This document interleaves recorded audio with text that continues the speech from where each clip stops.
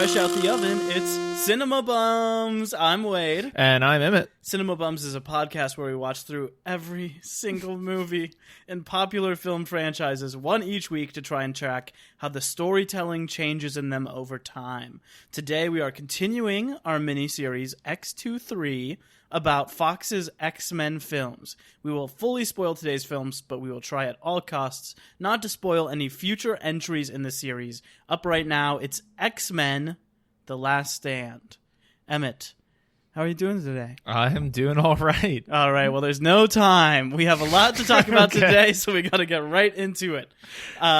So this movie, Bryan Singer left and took his whole team with him to go and work on Superman Returns. So this movie is directed by Brett Ratner, who is a director and producer. His other directorial works include the Rush Hour films, Red Dragon, the sequel to Silence of the Lambs. Oh, gotcha. And 2014's Hercules with Dwayne "The Rock" Johnson. Didn't know that was a thing. Have to check it out after this. His work as a producer was going to include the 2011 Oscars until during the run-up he was caught on tape saying, and I'll have to bleep this out, quote, "Rehearsal is for Jesus Christ."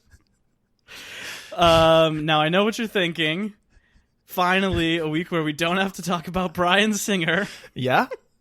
In October 2017, during the Me Too movement, a former talent agency employee accused Ratner of rape.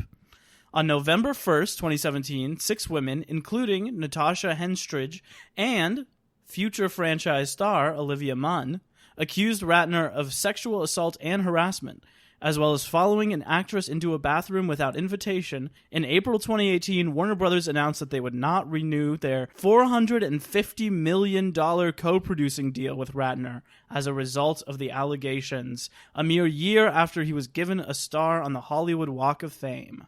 Jesus. Well, anything to add to that? The only thing I have to add to that is I'm just glad I don't like this movie. This film was written by Zach Penn, who you'll remember as one of the writers of the dueling drafts of X2. Right. He did not actually get script credit on that movie, but he did get story credit, I think. Okay. But him and David Hayter wrote those original dueling drafts. And it was also written by Simon Kinberg, who the year before this wrote XXX State of the Union and Mr. and Mrs. Smith. Okay. And he goes on to write for Star Wars Rebels, which is an amazing TV show, and to be kind of like the guy running this franchise. Running the X-Men franchise? Yes. Okay. Him and Bryan Singer are kind of like the two men who have like real creative control and are like looking at the overarching picture as we go on.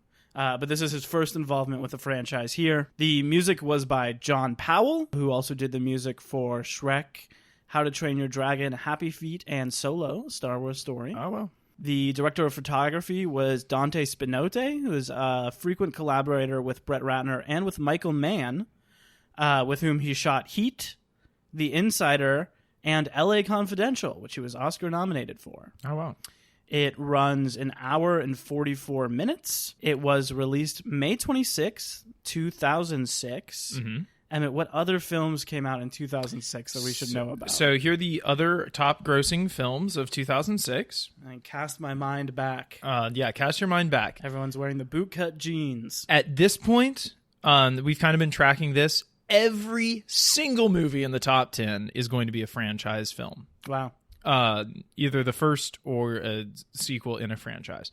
Pirates of the Caribbean: Dead Man's Chest comes in at number 1, grossing $1 billion that year. Wow. Yeah. So this is the start of, or I don't know if this exact movie, but around here is the start of when a movie has to make $1 billion to like be considered a hit. Oh, okay. Because now like a movie is not like a runaway success if it doesn't make $1 billion. That's insane. That is... That's truly wild. That's okay. I am floored by that. But anyway, to move on with our list. In number 2, we have Da Vinci Code, which of course does have sequels. So it is, while we think of it as being more like an adult drama, it is part of a franchise. That's shocking to me that Da Vinci Code made was the second highest grossing film of the year. Yeah, right? More than this movie. That's truly wild. Yeah. Oh, this movie doesn't come in for a while on this list. So okay. hold on to your I hats. guess I didn't even, yeah. Ice Age The Meltdown. I'm not sure if that's 3 or 4. I think that's a good question. I think it's 3. I think so. I obviously didn't go deep on the research for this one. Next is Casino Royale, the beginning of the Daniel Craig James Bond run, which is still not over. The next is Night at the Museum, the first one. Then we have Cars. And then at number 7, we have X-Men The Last Stand. I almost called it X3 because that's what I write it down as, but it is X-Men The Last Stand. Yeah, no 3 in the title. No 3 in that title. Which made, you said this is the year that movies started to make $1 billion to be considered a success. This movie made a little over $460 million. So I would say not a success by your standard there, but still in the top 10. Underneath that is Mission Impossible 3. Beneath that is the Bryan Singer classic Superman Returns. Oh, wow. And beneath that is Happy Feet. I know we're kind of tracking like the evolution in these top 10s of children's movies, like taking over. At this point, we have 4 that are definitely kids movies with Ice Age, Night at the Museum, Cars, and Happy Feet. And then we can argue whether X3, Mission Impossible, Superman Returns, and Pirates of the Caribbean are like kind of kids movies. You know, they're like at least young adult movies. And really only the Da Vinci Code and Casino Royale on here could you consider to be even close to like an adult drama. Yeah, but even those are like PG-13. Yeah, but I do see what you mean. You know what I'm saying, though, right? Yeah. But it's interesting that like from, I think in the first one there was only like 2 movies that were kids movies in the whole top 10 to being like overwhelmingly. And this is kind of what you were saying also on that episode. Yeah, it feels like there was a turn. I don't know exactly when it happens, but where parents will like not go to the movies to see something for them. Yeah. Like now you will like rent a movie or soon stream a movie for adults while the kids are sleeping. But like if you go to the movie, it's for like a big family affair. Exactly. Or it's for like a franchise that can't be spoiled. Like a franchise that you have to see opening weekend before people spoil it on Twitter or at work or whatever. Yeah. Also notable this year in film, this is the first time for us. I'm not sure, like I haven't checked all of the years in between, but this is the first for us on these lists that the movie that won Best Picture was not in the top 10 highest grossing films of that year. Best Picture and Best Director go to Martin Scorsese's The Departed.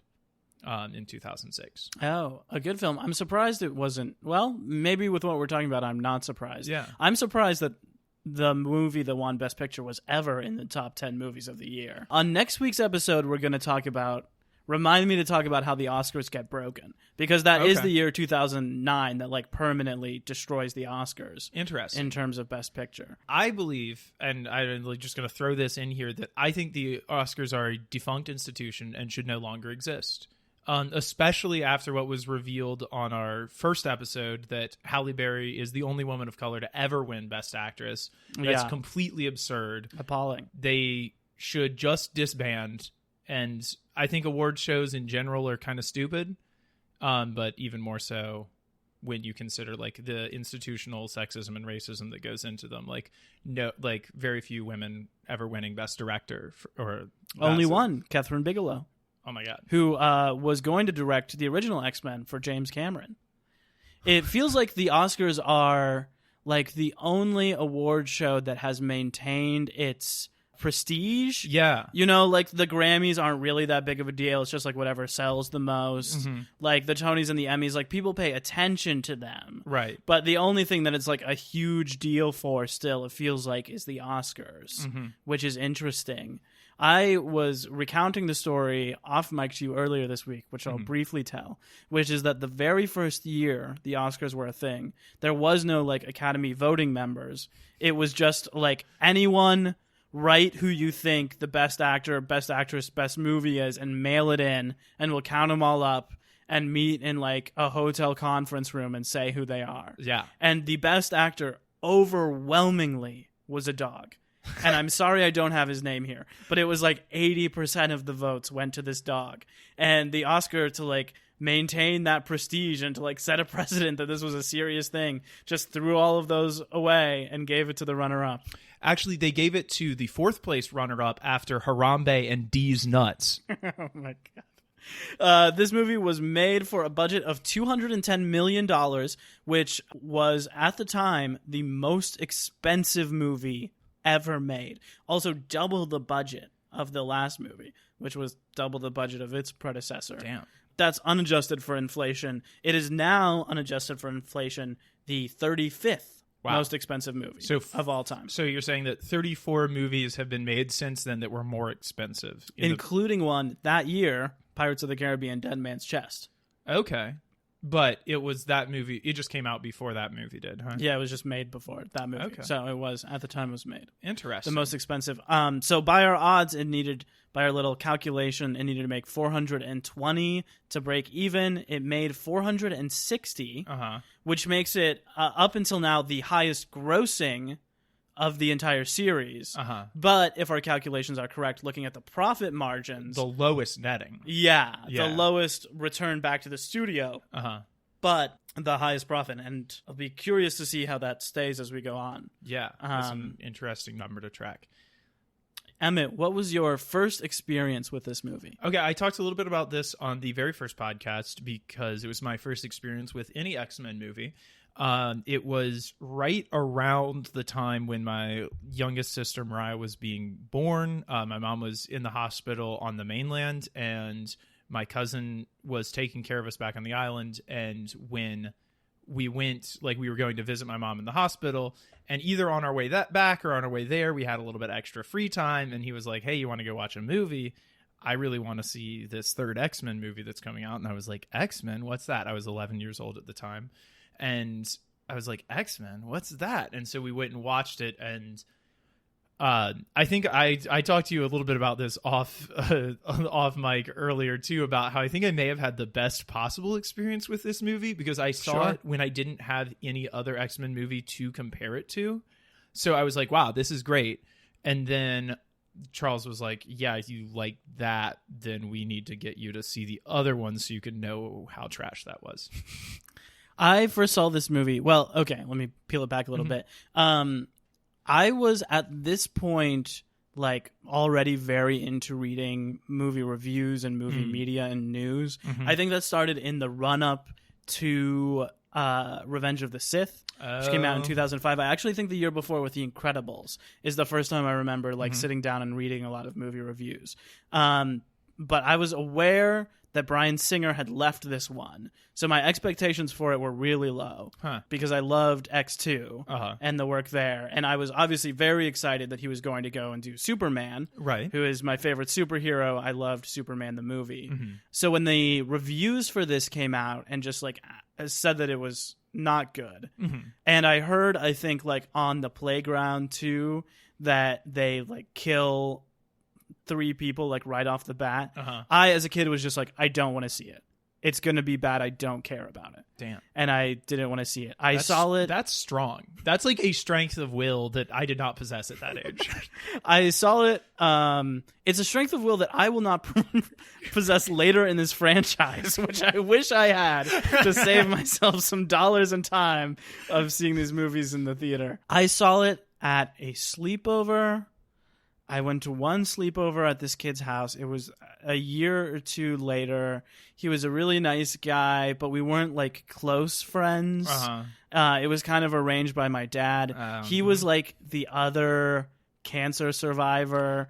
So it was like, we have to be friends. And he was a nice guy. I just like wasn't close to him, you know? Yeah. So I went over to the sleepover and I remember that we played Halo. There were other guys there. There was like 5 or 6 of us. Classic we played boys Halo. Sleepover right there. Playing some Halo. We played. Just to pause. Were you terrible at Halo? I don't remember what I did then, but I do know from later on that I am pretty bad at Halo. Okay. The maps are just so big, as someone who never had an Xbox and played those games, I like just always get lost in the maps and I'm not doing what I'm supposed to be I was doing. always so bad at that. It was like such a bad moment whenever everybody's like, let's play Halo. And you're like, oh. So, and then we watched Borat and this movie, X-Men: The Last Stand, because everyone kept saying over and over, "I'm Juggernaut." And I was like, what is that? And then we watched both of those movies. I would say that is like what both of these movies are made for, is like 11-year-old boy sleepover. Yeah. And I totally turned my nose up. I was morally offended by both of them. But I was an elitist as a kid, and I'm a populist now. And then X-Men: The Last Stand, flop or bop? Oh, God. Okay, well, so I'm gonna have to say it's a flop. That's my first one for this series, Right? But I will say The series that you picked, I will say that up until like for the first half of this movie, watching it today, I was like, oh, this is better than I remembered. And then everything that happened in the second half, I was like, oh, right, this is why I hate this movie.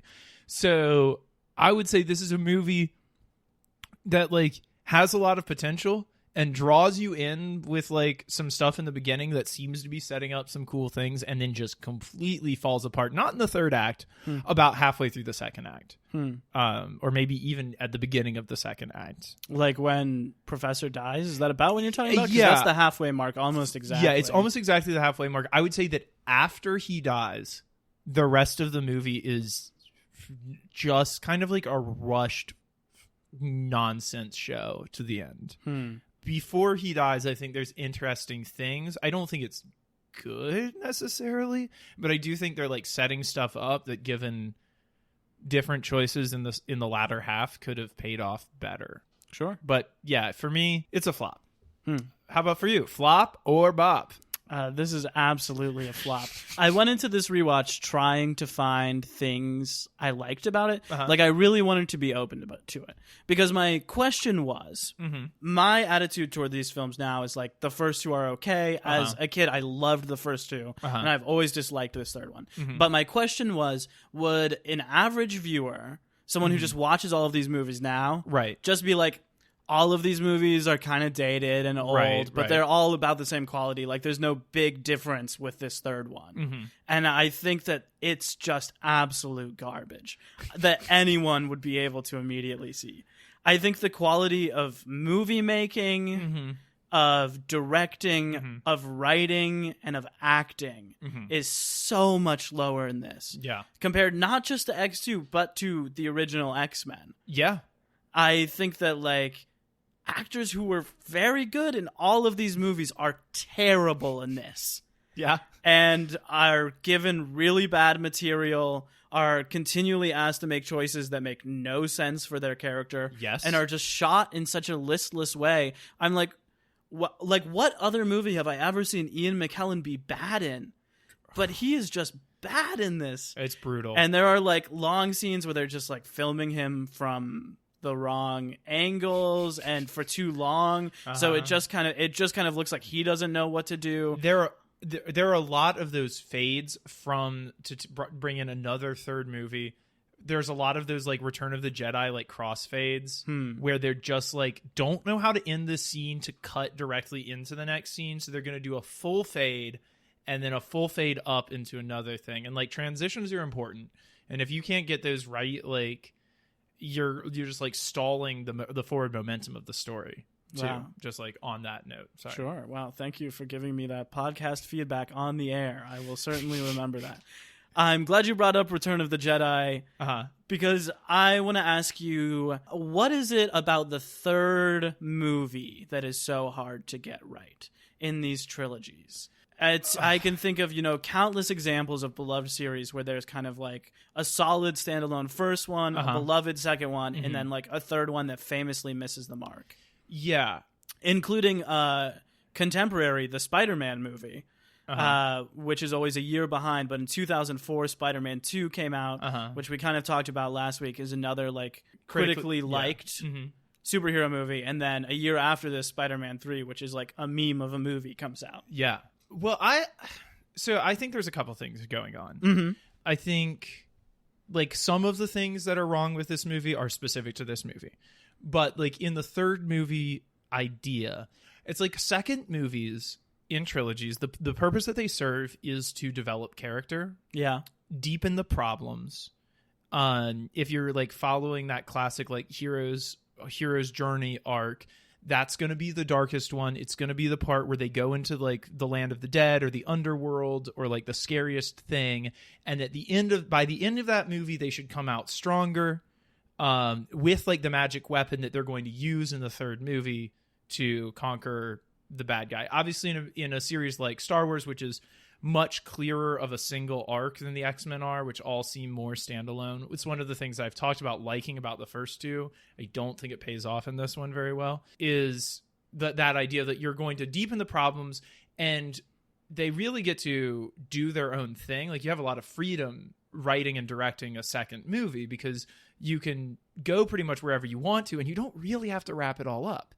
You can still leave some narrative threads trailing at the end, and say, okay, that is the third movie's problem. I think a movie that does this famously, although I love this movie, is The Last Jedi.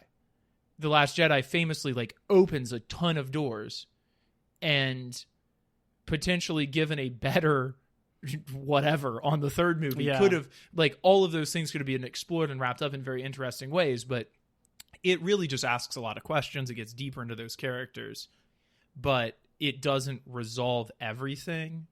So I think there's something about that. Like when you go to do the third movie, you're like, how, okay, now I have to have like a conclusion on this. I have to have a happy ending. Like everybody has to get what they want in the end, but we also have to build to this climatic battle. And I think a lot of third movie problems come out of vague setup in the second movie.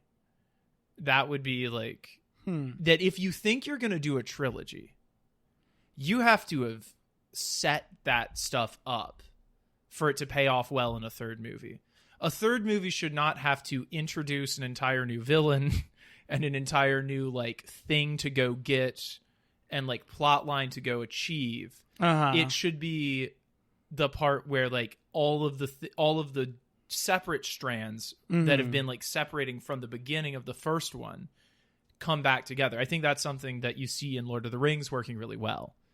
And famously, you asked me last night, like, are there any good third movies? And we said that Lord of the Rings Return of the King is maybe the best of all three of those. Comes together really well. It's not my personal favorite, but it is probably the best as a movie of the three of them.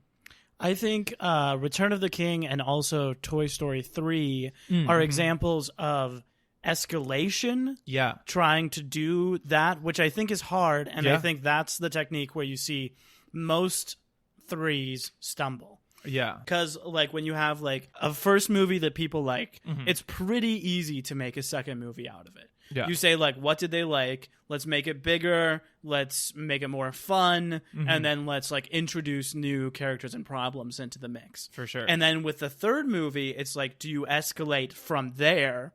Do you try to go even bigger? Right. Which is where I think so many threes collapse under their own bombast. Right. Like The Dark Knight Rises. Oh, yep. Like The Rise of Skywalker, which you mentioned earlier, Return of the Jedi. Or do you take like a left turn and do something weird and different? Yeah. Some successes I can think of that are like Back to the Future 3, where suddenly it's a Western. Or Planet of the Apes, where it's like a biblical, epic, silent movie. Like, when you do something completely different for the third, I think that normally works well.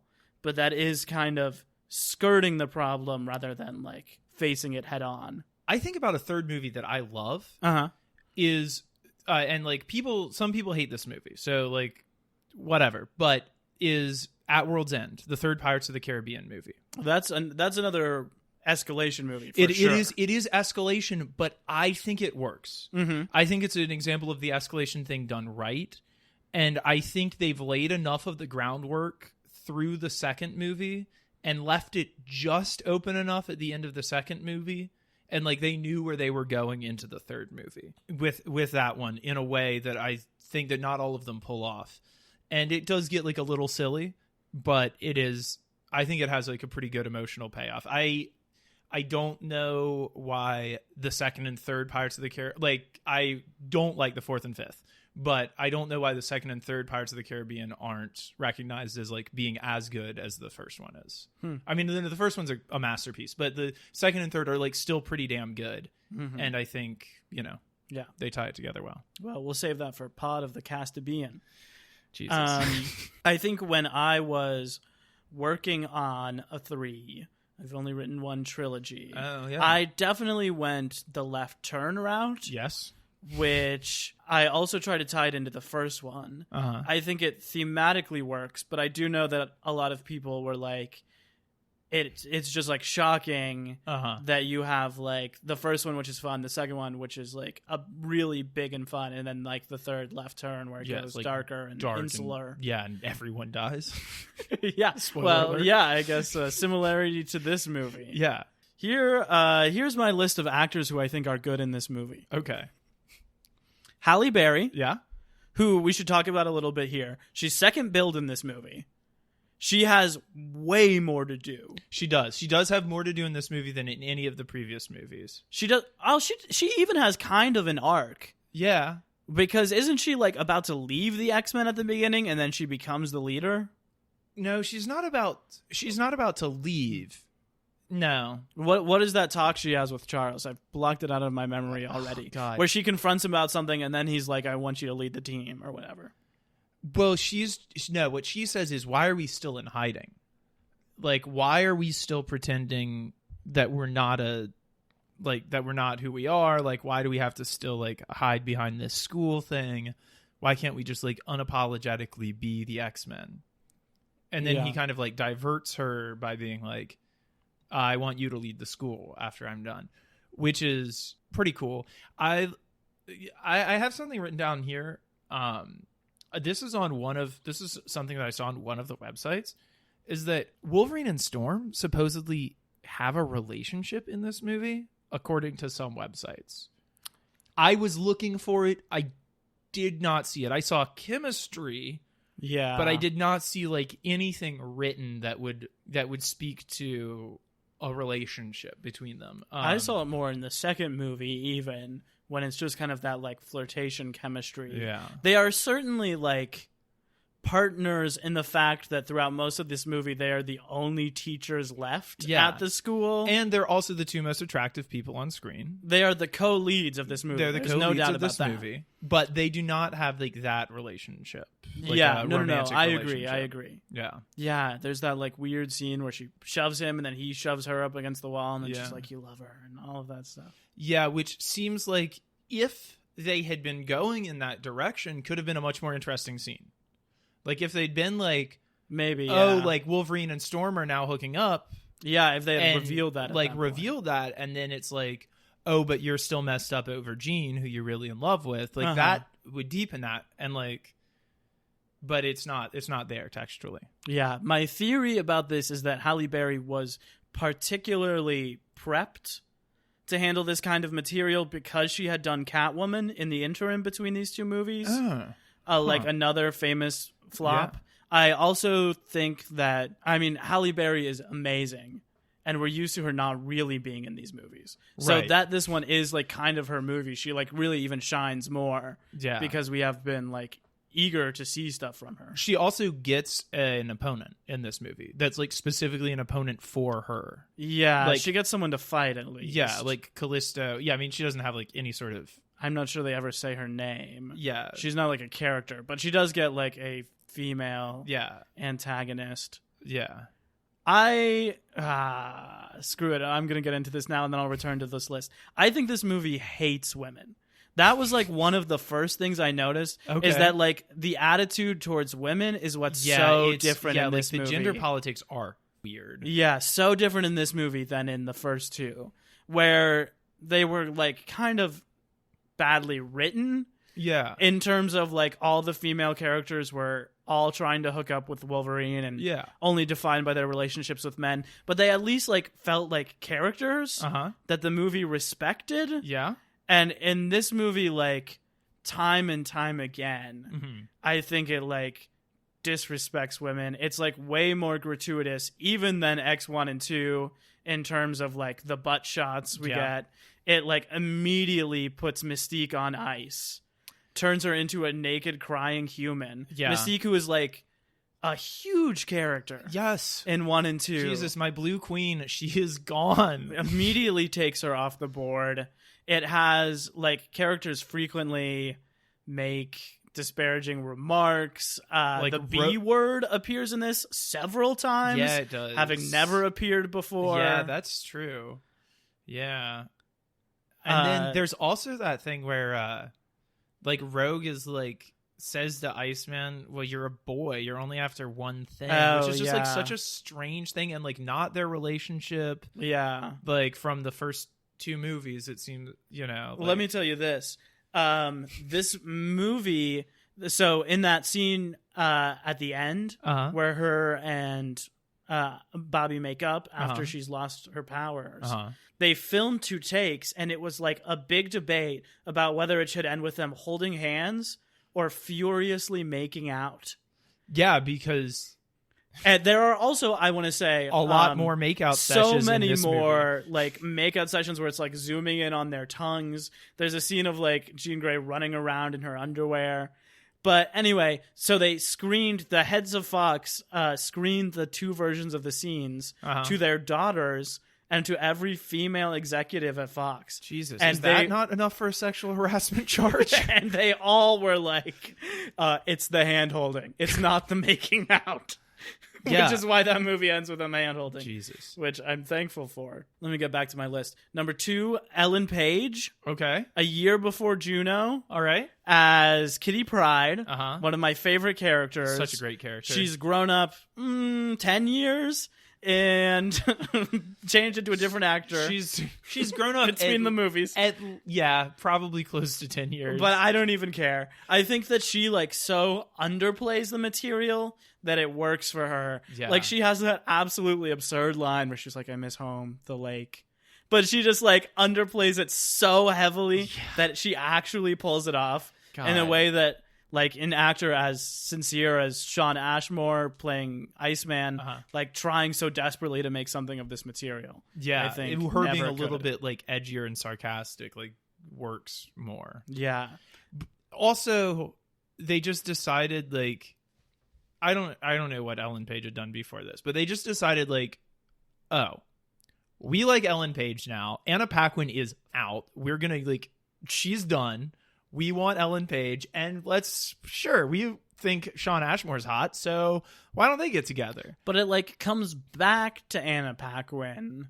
I don't know how we're supposed to feel as an audience. Also, like Kitty Pryde never makes any overt moves on Bobby. Like this is a limp love triangle. It is a limp love triangle. And there are so many moments where she could make a move and she doesn't. If anything, it's like Bobby trifling, going into her room and like giving her a hug and stuff. But there's like a scene on the jet where she is just like staring off into space, not doing anything, and like he's staring at her. So it's clear that like it's not really there. Also, from the comics, Kitty Pryde and Colossus are like that's the couple. Number 3. These aren't ranked, but there were just only 4 good performances in this to me. Mm-hmm. Number 3 is one I kind of turned around on over the course of the movie. It's Kelsey Grammer as Beast. This is like was filmed a year after he finished Frasier, so it's one of the first like film roles after playing like one character for so long. But I think he's actually pretty good in this. It's weird that his character is so huge and we've never met him before. But I think like even with the makeup, he brings like a certain dignity that is befitting of his character. It is. And I think he just has like a different energy than anyone we've ever seen, and he can handle the material. Did you know that he really wanted this role? I didn't. He really, really wanted this role. He really wanted to be an X-Men. I had no idea. So much so that he agreed to audition for the first time in 20 years to get this role, and he got it. So I say Wow. good for you, Kelsey Grammer. Yeah, he really put on all that makeup. And did what he had to do. the only time I laughed at a joke the movie was making is his joke in the final one where he does the like, well, sometimes you've got to be a diplomat. Screw it. Yeah, He's exactly. like kicking everyone. My fourth good actor is Cameron Bright as the kid, Oh, who I think is pretty good. I think he is pretty He's good. like a cute kid. He's only in like 3 scenes, but I think he like has a cool, unique atmosphere. Yeah, he's very calm. Yeah. He's very zen, and it's not just the bald head. Yeah, he handles this well. I think, as we said before, actors who were good in the last one, in my opinion, do a bad job in this. I don't think Yeah. Hugh Jackman does a good job in this. Nope. I love him so much. This same year, he'll be okay because he was also in Happy Feet, Hugh Jackman? Flushed Away. I love it. One of the greatest, straight up, Flushed Away is one of the greatest films of all time, and it also has Ian McKellen as a villain in it. The Fountain with Darren Aronofsky. A terrible movie. The Prestige with Chris Nolan. An incredible movie. And Scoop with Woody Allen. Can't wait for us to do our Woody Allen series. The only other, I guess the only 2 casting notes I have here that I made during my prep. Ben Foster, who plays Archangel, who has about 3 lines in this. Yeah. And is clearly made to look as much like Draco Malfoy as possible. I was going to say as much like James Dean as possible, but...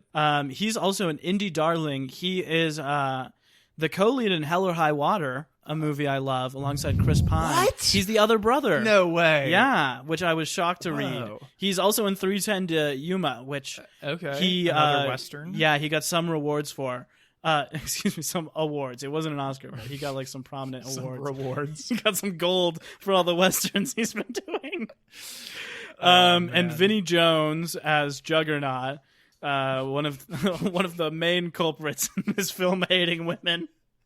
Is a footballer who got his start in Guy Ritchie flicks. Oh, those yeah, he early did. ones. Oh, yeah. He's the big dude he's like the big assassin dude in Snatch, right? Yeah. Yeah. He also works. Like, he is in like 6 direct-to-video action movies every single year until today that no one has ever heard of. Incredible. But he gets the money for sure. I mean, I love that for him, I guess. Okay, so as you referenced, this is directly inspired by 2 different runs. Mm-hmm. The Dark Phoenix Saga, Yes. which I have written here, is from 1980 by Chris Claremont and John Byrne. Mm-hmm. And Gifted from 2004 by Joss Whedon and John Cassidy. Got it right here. The Gifted. Walk me through those inspirations. Okay, so the story of the Dark Phoenix, Jean Grey is coming back from outer space. As we know, they're an intergalactic team in the comics, much like the Avengers are in the MCU movies. Mm-hmm. And she's coming back from outer space from a mission. She gets exposed to the radiation of a solar flare, which briefly allows her to attain her like full abilities as a telepath and as a telekinesis. Through that radiation, she should have died. She becomes a being of pure thought, but she reconstitutes herself as the Phoenix. Before she was Marvel Girl, also known as Jean Grey. Now she is Jean Grey, also known as Phoenix. She has a huge amount of power. This power is not necessarily evil. It is just very super powerful. It makes her a target for a guy called Mastermind, who is trying to join the Hellfire Club. He wants to impress them by using Jean Grey, getting inside Jean Grey's mind, using her out-of-control power now as the Phoenix to defeat the X-Men. He eventually does this, and she becomes the leader of Hellfire Club for a little while. And then basically Cyclops faces off against Mastermind. The X-Men face off against Mastermind, but in the psychic realm. Mm-hmm. It's weird. Cyclops gets killed in the psychic realm, but not in real life. But Jean Grey thinks it's really happening because she's locked in the illusion. She freaks the hell out and unleashes the Dark Phoenix power. She defeats Mastermind, and then she runs away to a far-off galaxy to recover from all of that. While recovering, she decides to eat a star to recover. We've all been there. We've all been there. You know, it's like it's 2 a.m. You know, you're like, oh Jesus, I that was a rough night. I should probably eat a star and commit genocide on an entire planet to get these munchies gone. So then some people named the Shi'ar Empire, who are not usually an opposition force for the X-Men, usually like a friendly force, but they're like, wow, we're going to put Phoenix on trial. But by this point, she has come back to Earth, and Professor X has like put the circuit, like they call them circuit breakers or like safeguards on her mind to like lock the hard, like the darker, more powerful stuff away. And she's reduced to her original powers as Marvel Girl. So then the Shi'ar are like, okay, but she still has to go on trial because she killed an entire planet. We don't take that lightly. So then they all get warped to the moon to have an honor duel. And if the X-Men win, they get to decide what happens to Jean Grey. And if the Shi'ar win, they get to decide what happens to Jean Grey. Oh, interesting. In the battle, once again, she thinks Cyclops gets killed. She freaks out. She turns into Dark Phoenix and wins the battle. But then she's like, oh my God, I'm too powerful. And she goes and she activates an ancient Kree weapon that destroys her. So she self-destructs for the good of everyone. Mm-hmm. This was actually very controversial at the time. Okay. At the time of writing, they had written a different ending for this. They had talked about different endings for like where the X-Men permanently lock her powers away, or where the X-Men, or like they permanently depower her completely so that she's just like only human, or that she's in jail. But the different complaints against this were ranged, like, for the instance, if she was permanently imprisoned, the X-Men would continuously try to break her out. And if she was just depowered and then taken back to Earth, someone compared that to taking the German army away from Hitler and then letting him go back to rule Germany. Which I think is maybe a little strong, but a little glib. The ultimate version of the comic, the published version, has her die. Interestingly, fans came up with the idea of how they resurrect her. Oh, wow. So there is this thing where they say that in the plane crash from after the solar flare, it's not actually like her body is still in the plane, crashed at the bottom of the ocean.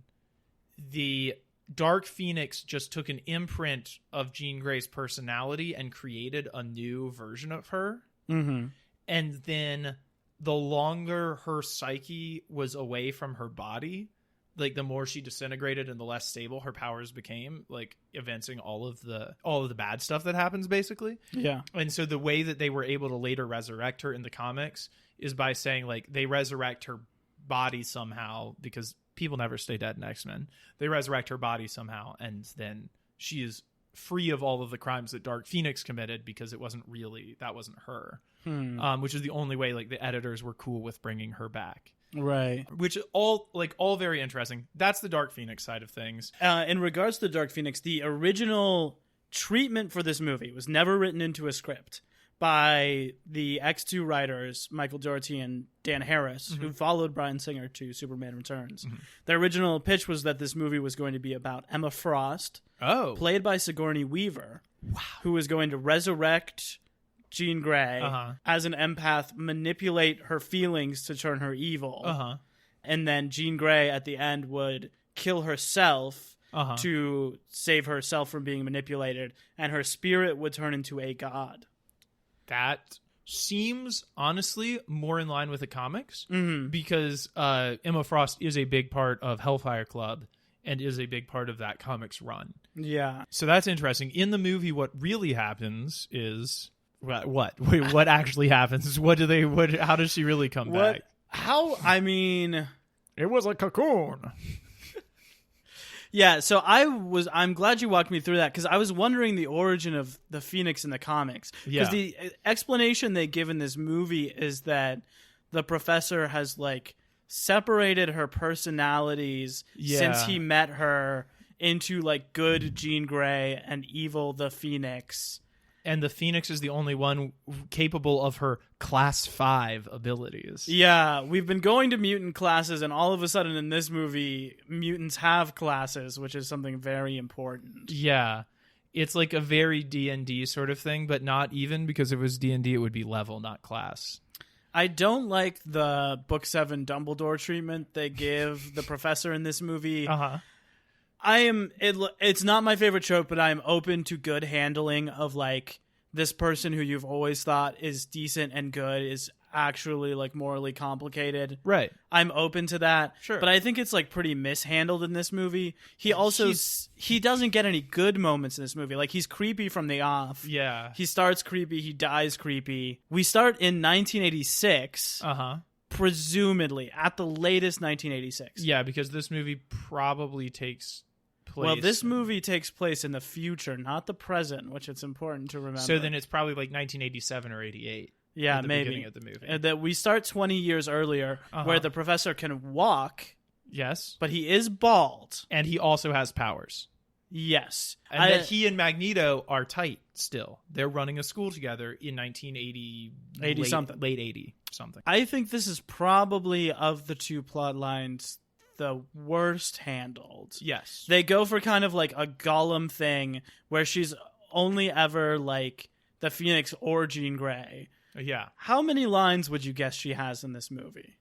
Dude, like 3? As the primary antagonist. Like 3, maybe. I counted. Okay.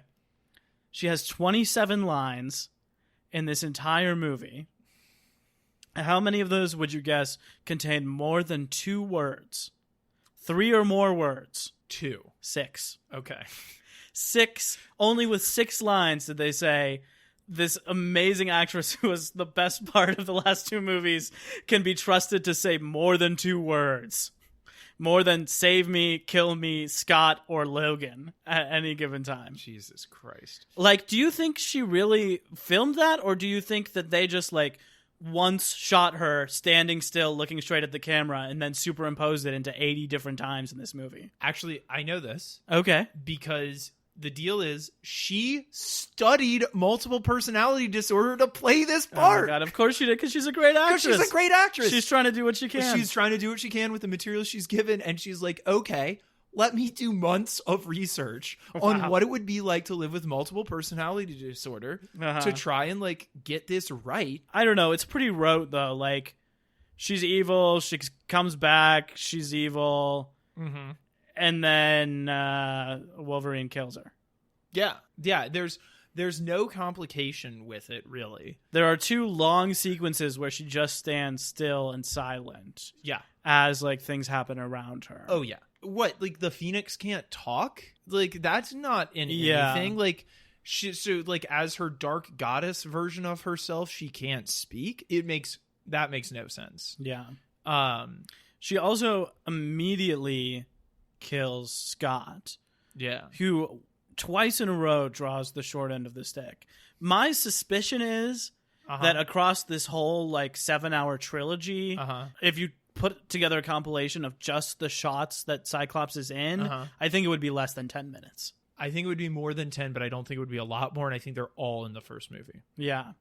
This one is at least kind of because he followed Singer to Superman Returns. Yeah.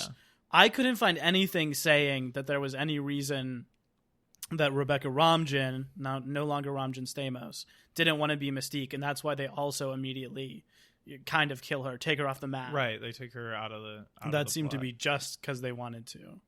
Which is, I mean, I obviously have much love for Mystique, but she's like one of the coolest characters in the first 2 movies. She is Magneto's main henchman, and now he's got the douchebag with the flame hand, who isn't even like a real, like, it's not even a real power. He has to have like a lighter to light his, like, the stuff on fire. And just because it's a cooler, like, Spider-Man thing that he's got up his sleeve doesn't mean that he is, like, can create fire now. The Magneto crew in this movie is so lame. He has, so like, lame. the whole carnival. He's got, like, everyone from the Insane Clown Posse, all the Juggalos. They're all wearing black. They're all goth. They all have bad powers. Yeah. And none of them are characters. Yes. He's even got Ken Lung, which is pretty cool that he pops up in here, but he's just, like, Sonic the Porcupine. He just murders a woman. So... yeah. Let me ask you this now. I've heard you talk in the past about stakes in these movies sweet in a weeping way Jesus. that suggests to me, in the context you were talking about him, that you Yeah. think stakes are mostly characters dying. So is this like the movie with the highest stakes ever? Is this the ballsiest superhero movie, or does it just go too far? No, That it takes off the map 4 of its primary characters. well, it goes the opposite direction. Uh-huh. So it goes the opposite direction of superhero movies where no one dies. Mm-hmm. And instead is like, well, what if it just doesn't matter? What if we just kill anybody and we're just okay? Okay, let's kill Cyclops. Cool, absolutely no consequences. There's not even a funeral that's for him. true. He doesn't even get a gravestone until after Jean Grey dies. Having seen Xavier's funeral, he might be better off for not having one of those. Sure, but still, a better movie would be like, we lost the leader of our team. Yeah, Like, yeah, absolutely. who's our leader now? And then not only did we lose the leader of our team, we also lost like the mentor of all of us, which is even more important when you lose Professor X. And instead they kill both of them off, and you kind of get like a scene of people feeling like bad about it, but you don't really get, none of it is tied to anything that makes any sense. It's also like they completely declaw the idea that any of the loss of powers matters, because we never fully really understand how everybody feels about it, or like what side the X-Men are coming down on the cure, which granted it's a complicated issue, but there's not even any discussion of it as a complicated issue. It's not like it's a complicated issue and we don't know where we fall on it. It's just like, yeah. So let's switch gears to talk about that. This is what's, as I understand it, adapted from Gifted by Joss Whedon that came out after the last film, so contemporary Yes. comic of the Yeah. time.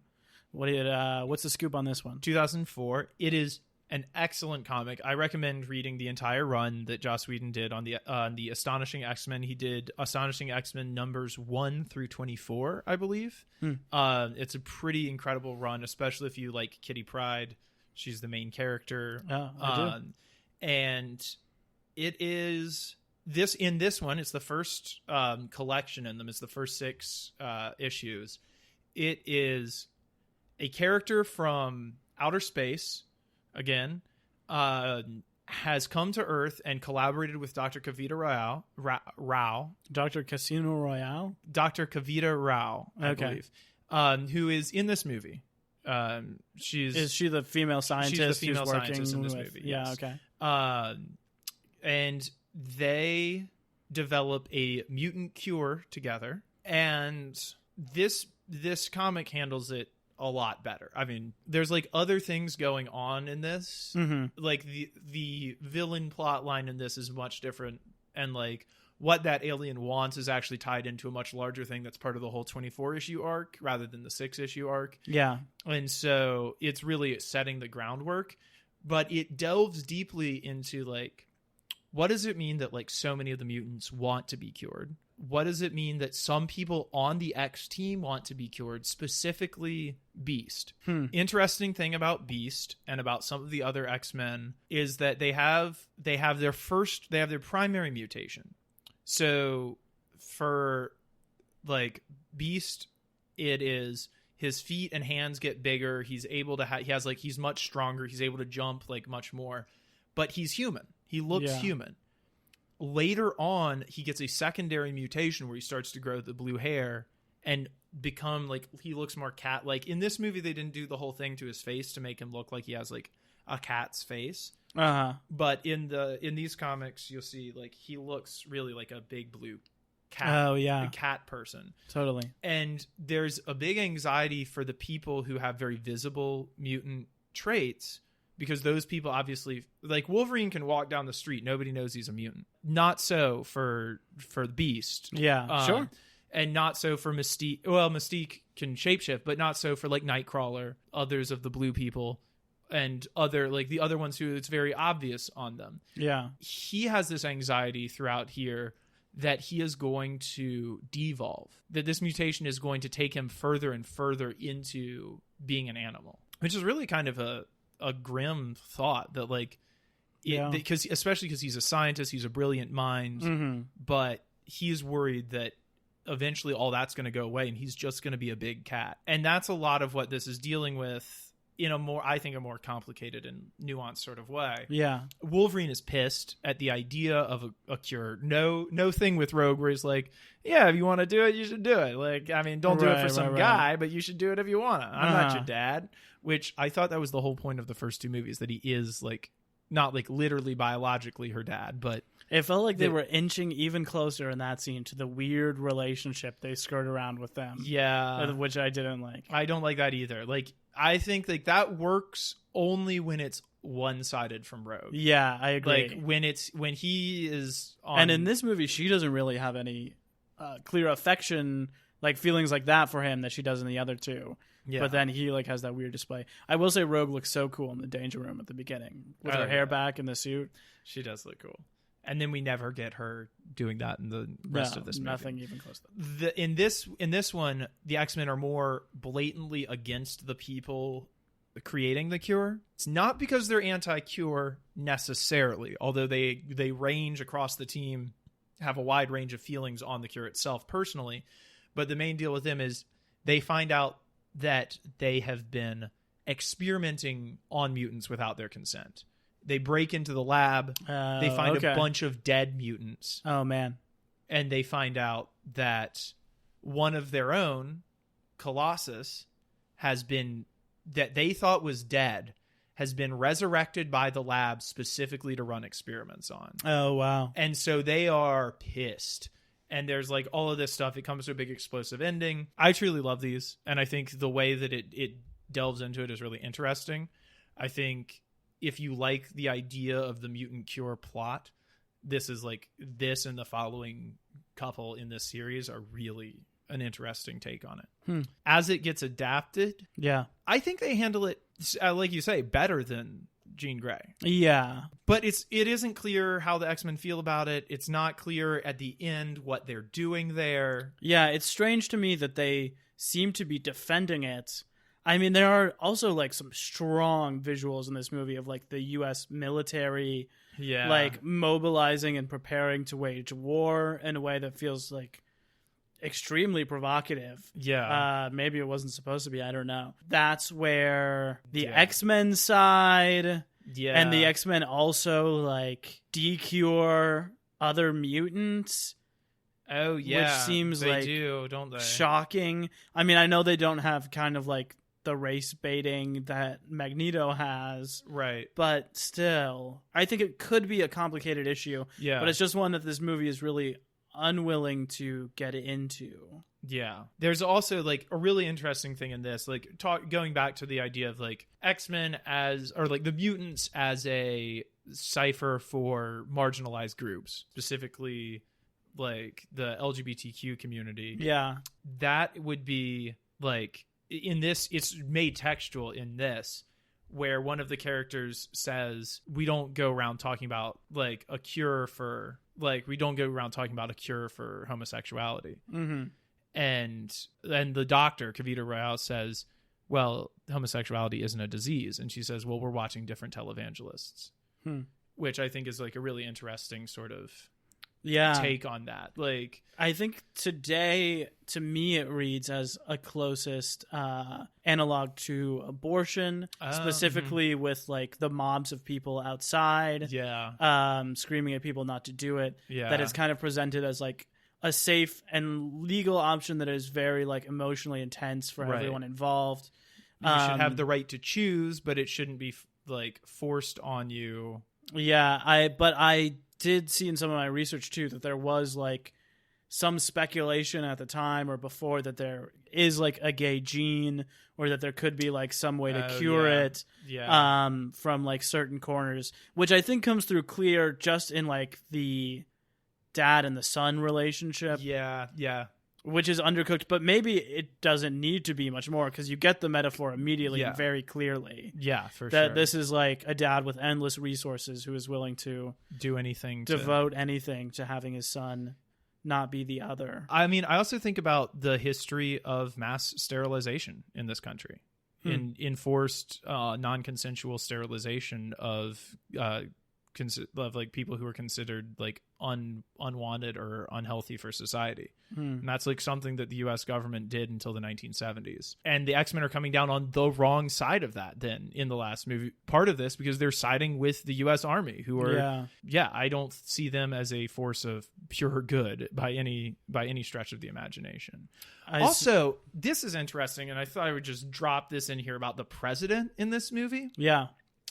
Big part of this movie. A big part of different this movie. President than the last. Different president, which might make you think that this is at least a couple years later. Than the second movie. And I guess that good mutant-loving speech you made didn't get him reelected. Yeah, I guess not. Or maybe a second term. Yeah, he could have been. This is so wild. So for this movie, they decided to go for the president in this movie is very old.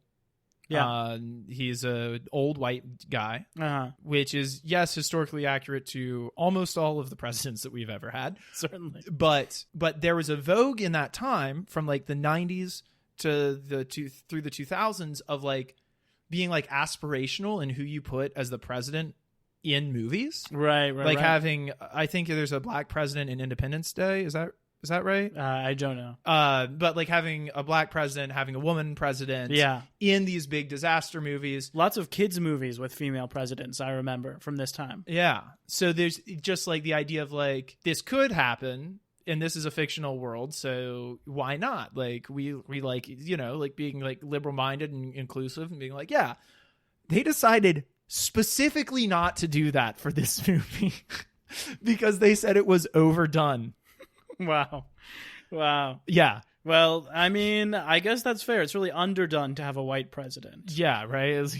I read that the Cure plotline was somewhat personal for Halle Berry. I heard her talking in interviews about how when she was a child, she would secretly wish that there was a way for her to not be black so she wouldn't have to be persecuted by it. Oh my God.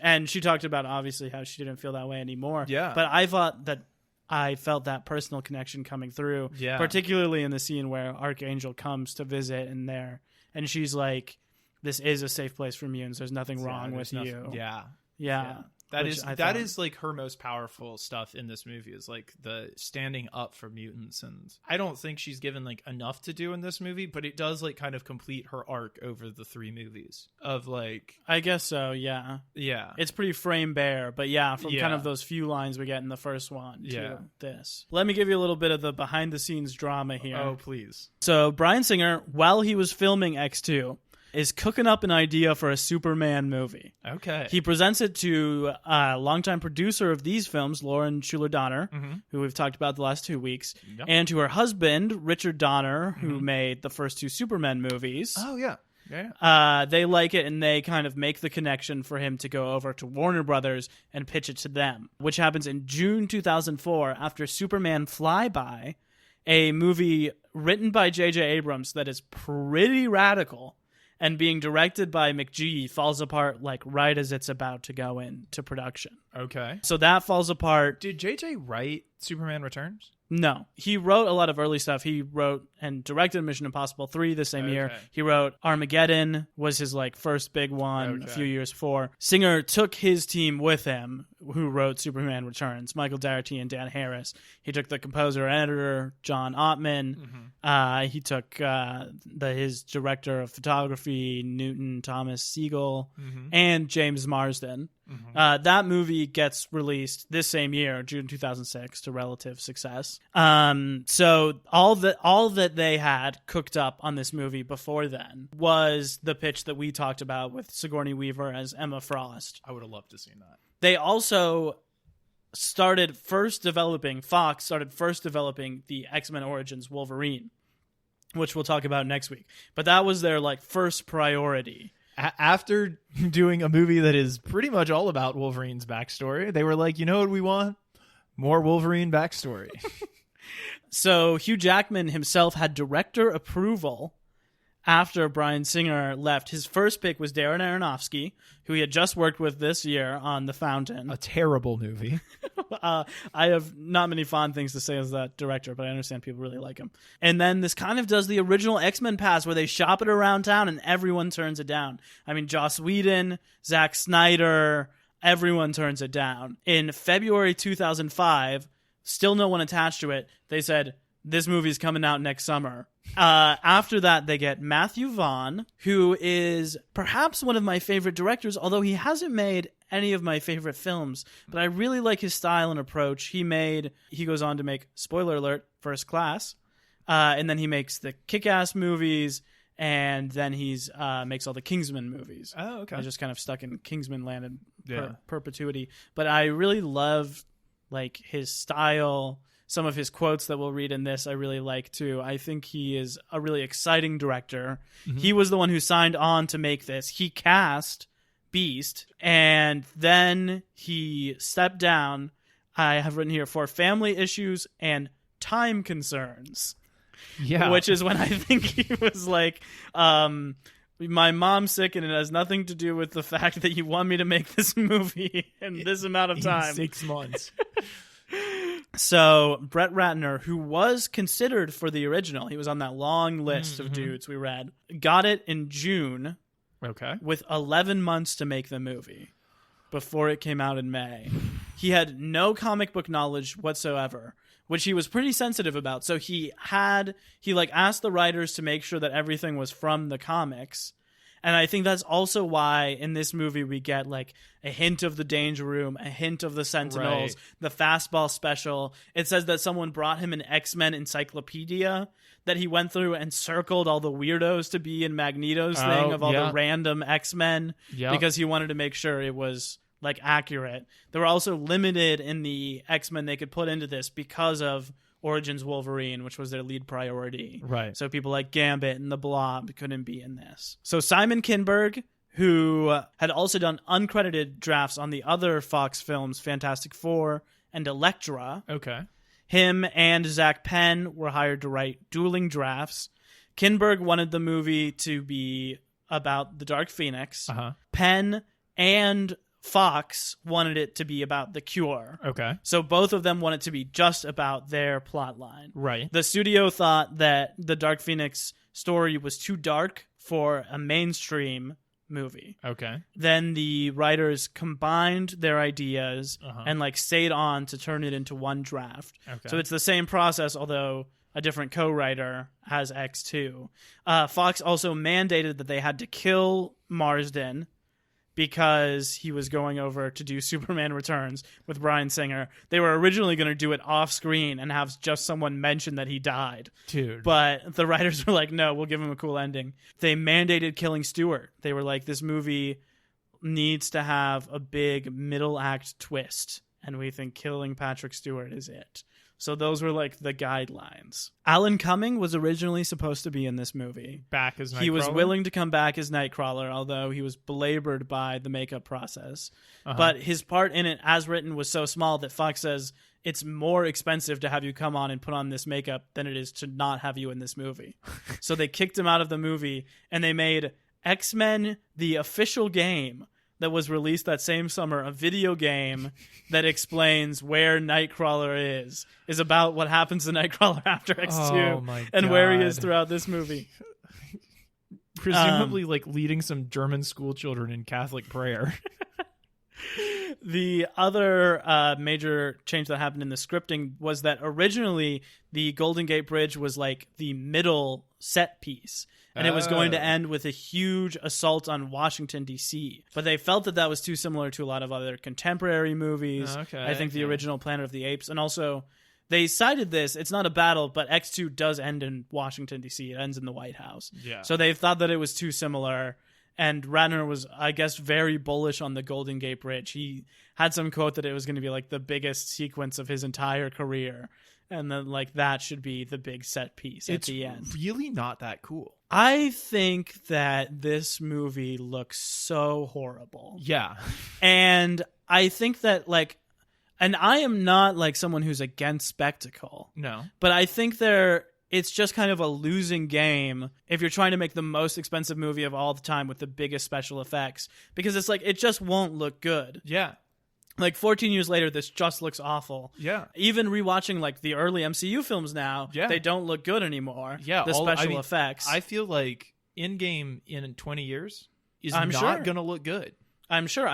I like to think it would look better than this, but I think that it's still like it's constantly evolving. So I feel like that's just like a tough losing battle if you're not smart about it. Yeah. I think this looks worse than the first two movies, like even the original, because I think they're smarter in those two movies about where they deploy the visual effects, like what they can get away with and what has to be CGI.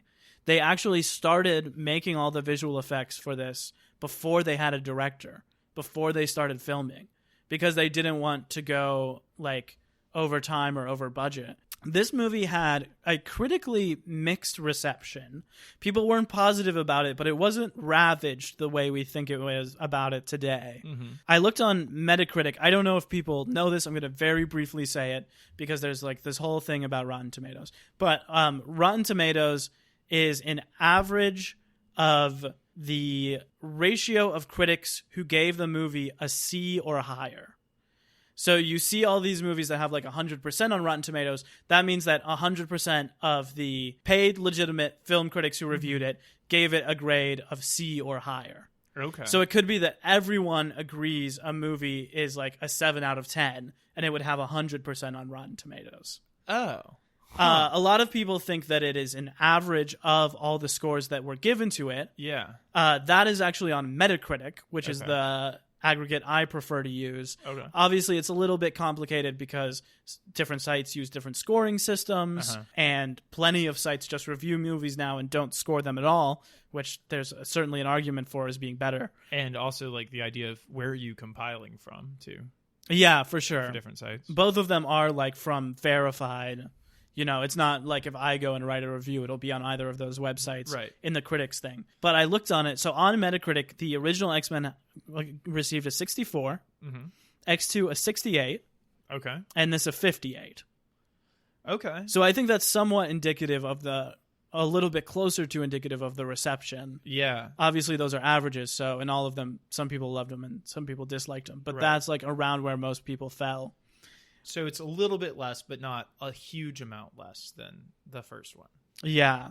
Roger Ebert, who I've highlighted in this original trilogy, in his first positive review of the trilogy, this is the only one he likes, he wrote, "There are too many X-Men with too many powers for an 104-minute movie. There are times when the director, Brett Ratner, seems to be scurrying from one plot line to another, like that guy who had to keep all of the plates spinning on top of their poles.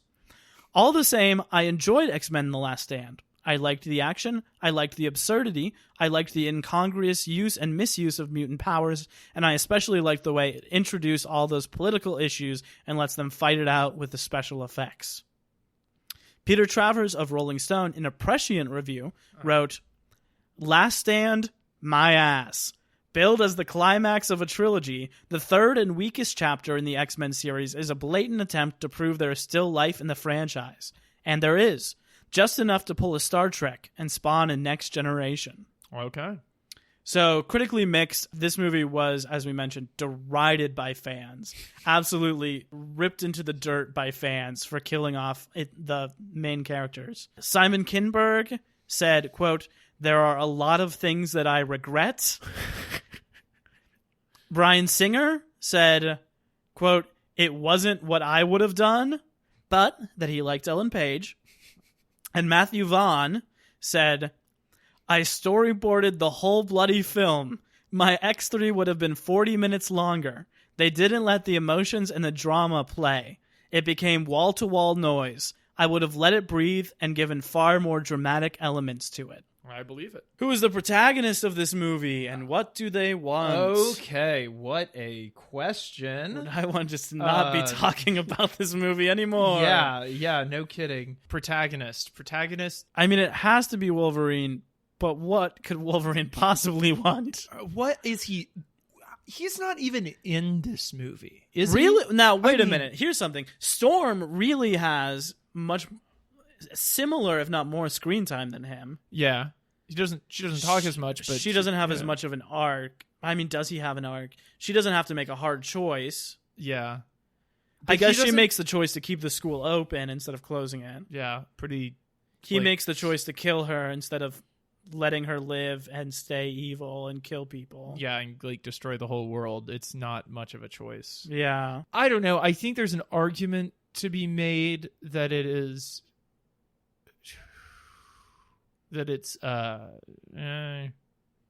I don't know.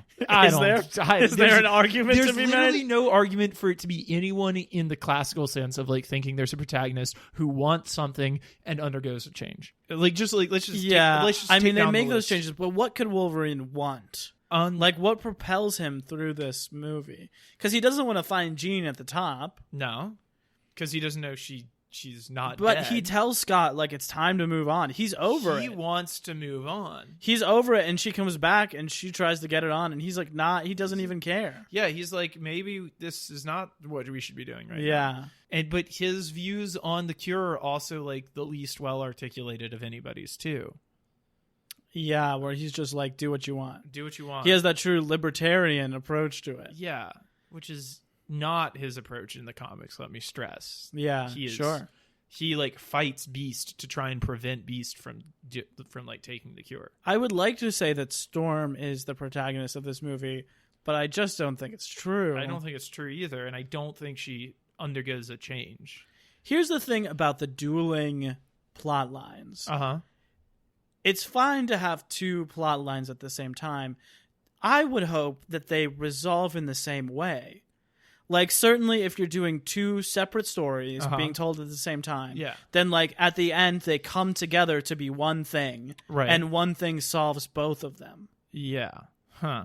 And that doesn't even close to happen here. No. Which is why I think that it's, like, so weird. Even if they'd given Jean Grey the cure, that would make more sense. Yeah. Like, they kind of do that with the giving Magneto the cure. If they give Jean Grey the cure and then it comes back and then they have to kill her. Oh, yeah. I don't know. Yeah, something. Yeah. Feels like so many of these movies get to a point where it's like, only a person who can't be killed can do this. And then he has to do it. And it's just like the same thing. Yeah. Over and over and over. I also think it's lame that this movie... And this is something we talked about with the third one coming back to the first. But that this movie goes back to Magneto being the main villain instead of giving us another villain. I think his stuff in 2 is like brief enough to work. But it's like the comics and a series of movies should be more than just the conflict between these two old men. Yeah. And that, like, he's once again kind of the big bad, but not even, like, I don't know. Also, when he's not even, like, always the main big bad in the comics. No, it's about so much more. It's like the Sentinels, the U.S. government being the bad guys is, like, a big theme. Trask, who appears in this movie. Very briefly, played by the actor Bill Duke. Yeah, I don't know.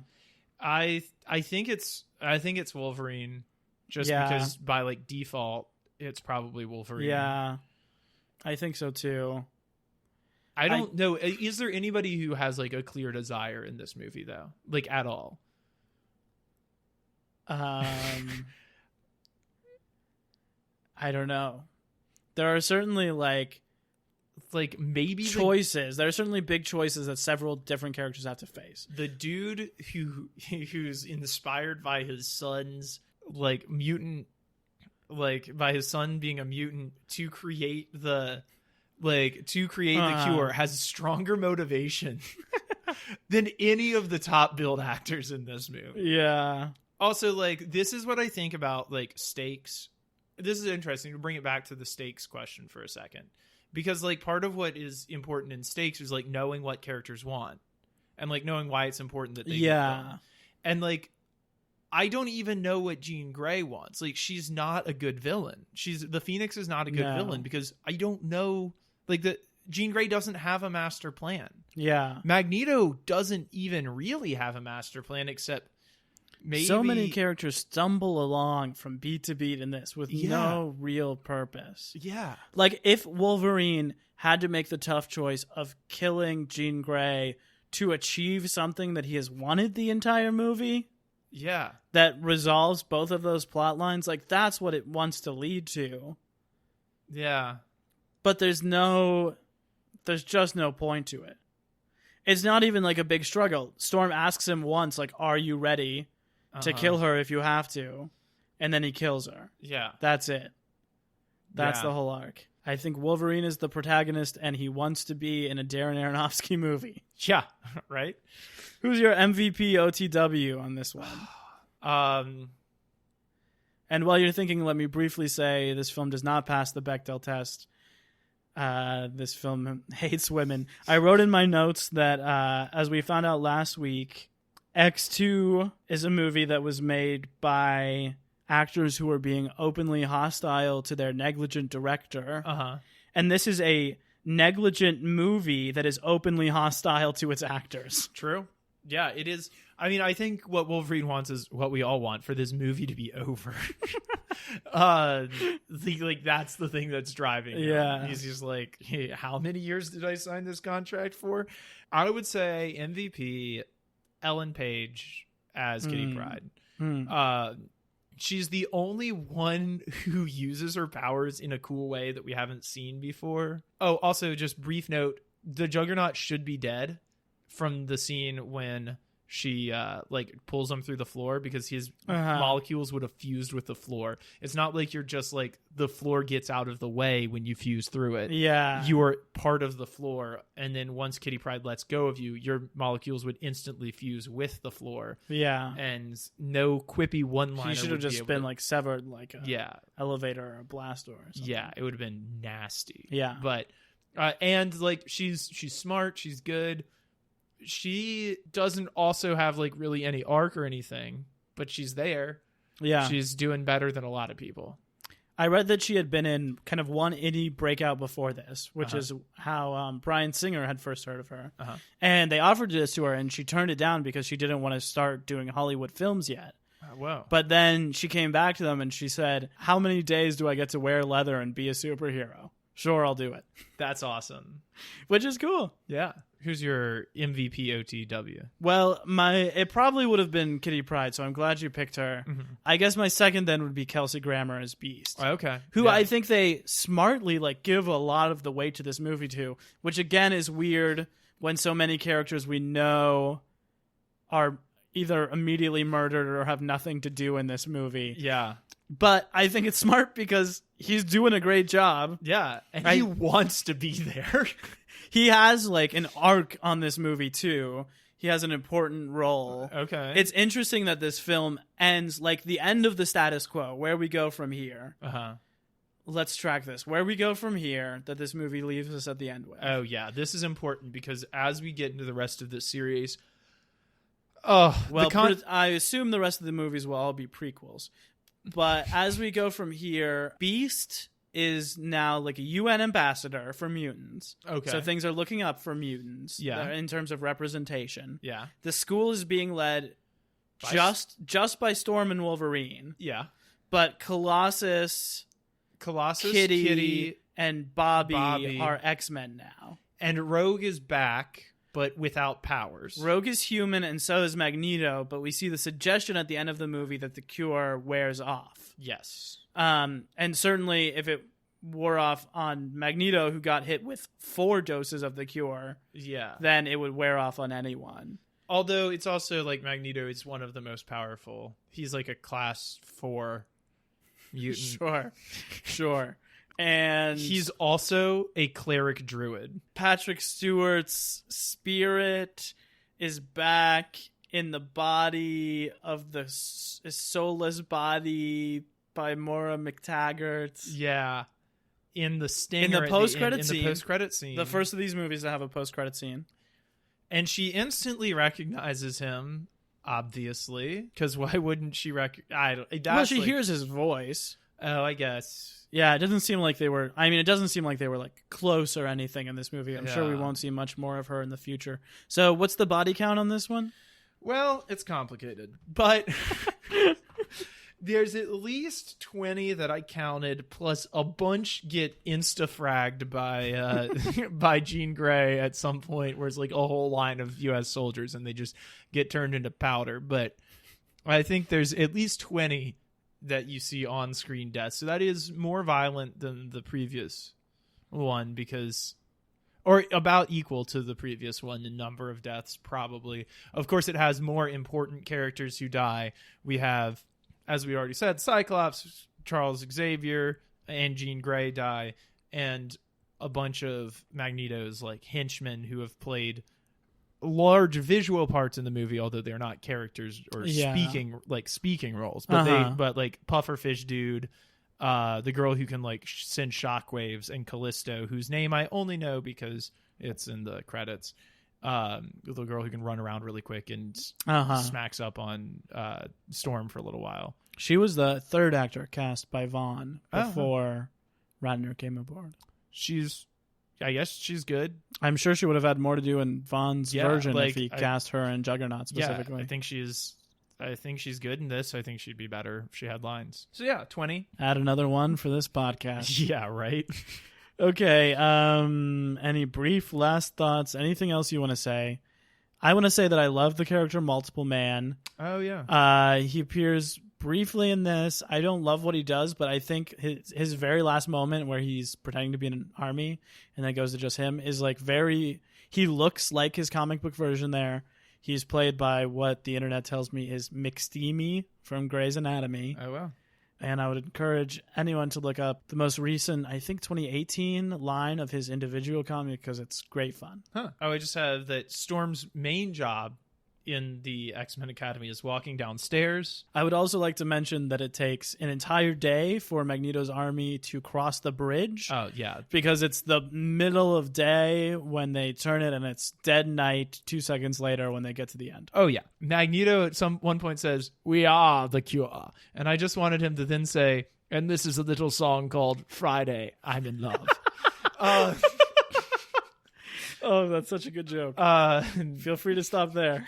Okay. No, I mean, keep going. I'm suspicious you'll have a better joke than that. I don't have any other jokes, but I do have when we've got Iceman versus Pyro, it looks very much like the wand duel from the end of Harry Potter 4. We've got the fire versus ice. I was also reminded of a guy named George R.R. Martin's little known book series for the big geeks out there called A Song of Fire and Ice. I'm not sure if you've heard of it. Well, we might talk about those a little next week, and that's all I'll say about that. I don't know. Do you have any last thoughts on this? Those were my last thoughts. Okay, well then my last thought is I'm Juggernaut. All right, we'll be back next week with 2009's X-Men Origins Wolverine. I can barely wait. We will be back for the next 10 weeks talking about these X-Men movies. Oh, yeah. I love you guys. Bye. Cinema Bums is a production of DKG Podcasts. It is created and produced by Emma Temple and me, Wade Lawrence Holloman. I also edit and mix the podcast. Our theme music is by Zane Holloman, who you can find on Bandcamp, and our show art is by Autumn Beckner. Our social media is managed by Laura Bennett. If you like what you hear, please tell all your friends, and leave us a 5-star review on Apple Podcasts, the 2 best ways to spread the word about our work. You can also follow us on Instagram @CinemaBums or email us at cinemabumspod@gmail.com. Don't flake on us. We'll be back next week.